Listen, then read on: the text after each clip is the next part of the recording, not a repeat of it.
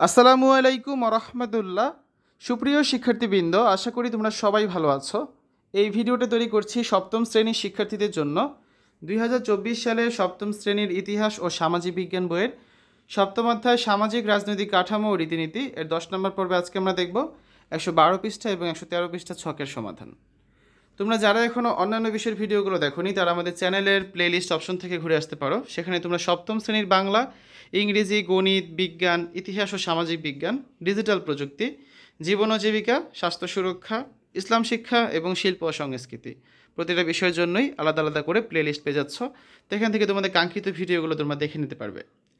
আইনটি লিখিতভাবে পেশ করা হলে রাষ্ট্রপতি তাতে স্বাক্ষর করলেন। এভাবে প্রকৃতি সংরক্ষণ ক্লাবের একটি আইন তৈরি হলো। আইনটি প্রণীত হওয়ার পর পথের কুকুর, বিড়াল কিংবা খাঁচার পাখি এদের নিয়ে কাজ করতে ওদের আর কোনো বাধা থাকলো না। তবে আইনে একটা শর্ত রয়েছে, ঝুঁকিপূর্ণ কাজে বড়দের পরামর্শ নিতে হবে এবং সর্বোচ্চ সাবধানতা অবলম্বন করতে হবে। এরপর ওরা দলগতভাবে নিচের ছক ব্যবহার করে সারা বছর কী কী কাজ করবে তার পরিকল্পনা করলো। এরপর যে আমরা 112 থেকে 113 পৃষ্ঠার এই ছকটা পূরণ করব। এই ছকের এই যে খালি ঘরগুলো তোমাদের হচ্ছে নিজ দায়িত্বে পূরণ করতে হবে, ঠিক আছে? তো চলো আমরা এই ছকটা একটা সমাধান দেখে নিই। দেখো, 1 নম্বরে ছিল কি কাজের বিবরণ, বন্যপ্রাণীদের আবাস ও খাবারের প্রাকৃতিক উৎস নিশ্চিত করার জন্য গাছ লাগানো। এই দায়িত্বশীল ব্যক্তি হচ্ছেন প্রধান শিক্ষক। এলাকায় যাদের সহযোগিতা পাওয়া যেতে পারে স্থানীয় প্রশাসনের সদস্যদের। কোন এলাকায় কাজটি করা হবে? স্কুলের দক্ষিণ ও পূর্ব পাশে এলাকাগুলোতে কাজটি করা হবে। সময়কাল হচ্ছে সেপ্টেম্বর থেকে অক্টোবর, ঠিক আছে?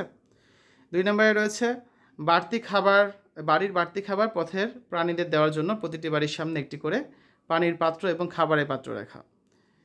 এই কাজের জন্য দায়িত্বশীল ব্যক্তি হচ্ছেন স্কুলের পরিচ্ছন্নতা কর্মী।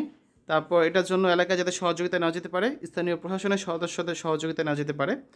এই কাজটা করা হবে স্কুলের আশেপাশের সব এলাকায় এবং এটা সারা বছর ধরেই করা হবে। তারপর 3 নম্বরে হচ্ছে শিশু ও অসুস্থ প্রাণীদের জন্য সাময়িক আশ্রয় ব্যবস্থা করা। ক্লাবের সভাপতি ও শ্রেণী শিক্ষকগণ দায়িত্বটা পালন করবেন মূলত। স্থানীয় প্রশাসনের সদস্যদের সহযোগিতা নেওয়া যেতে পারে। এই কাজটা করবো আমরা স্কুলের আশেপাশের সব এলাকায় এবং সারা বছর ধরে এই কাজটা করবো, ঠিক আছে? এরপর দেখো 4 নম্বরে আছে পশু চিকিৎসকের সঙ্গে কথা বলে বিনা খরচে বা স্বল্প খরচে চিকিৎসার ব্যবস্থা করা। এই কাজে দায়িত্বশীল ব্যক্তি হচ্ছেন স্কুলের সভাপতি। আমরা স্থানীয় প্রশাসনের সহযোগিতা নিতে পারি। আর স্কুলের আশেপাশে সব এলাকাতেই কাজটা করব সারা বছর ধরে। 112 পৃষ্ঠার শেষ 113 পৃষ্ঠার আরও 2টা ছক আছে। 5 নম্বর হচ্ছে পথের প্রাণীদের প্রতি মানুষের বিদ্বেষ দূর করতে ও খাঁচার পাখিকে অবমুক্ত করতে জনসচেতনতামূলক পোস্টার তৈরি করা। এই কাজে আমাদের দায়িত্বশীল ব্যক্তি ক্লাবের সভাপতি। ধর্মীয় প্রতিষ্ঠানে দায়িত্ববান ব্যক্তিদের সাহায্য নেওয়া যেতে পারে। স্কুলের আশেপাশের সব এলাকাতে আমরা এই কাজটা করব এবং জানুয়ারি ফেব্রুয়ারি এই 2 মাসে হচ্ছে এই কাজটা আমরা করব। সর্বশেষ 6 নম্বর খাঁচার পাখি যারা বিক্রি করে তাদের এই কাজ থেকে নিবৃত্ত করার চেষ্টা করা। এই কাজে দায়িত্বশীল ব্যক্তি হচ্ছে স্কুল কমিটি। আমরা স্থানীয় প্রশাসনের সদস্যদের সাহায্য নিতে পারি। স্কুলের আশেপাশে সব এলাকাতে আমরা এই কাজটা করব নভেম্বর ডিসেম্বর মাসে, ঠিক আছে? তো এইভাবে আমরা ছকটা পূরণ করে ফেললাম।